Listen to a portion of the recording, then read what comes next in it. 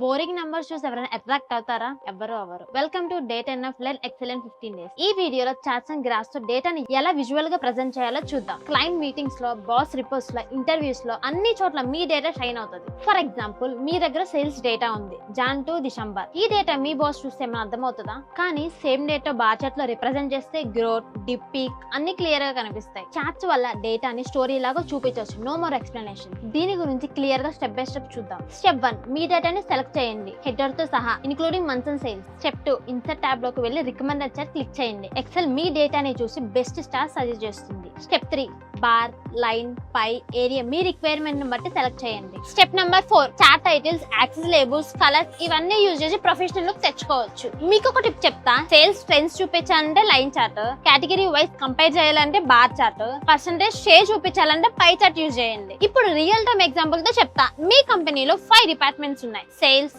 IT, marketing, support, HR. Monthly budget ఎంత ఎలాగోట్ అయిందో pie chart లో చూపిస్తే మార్కెటింగ్ కి ఎక్కువ, సపోర్ట్ కి తక్కువ అని క్లియర్ గా తెలుస్తుంది. So no more confusions. Combo charts and secondary axis అంటే ఏంటో తెలుసా? దాని గురించి డే 11 వీడియోలో తెలుసుకుందాం. Until then subscribe to Frontlines edutech.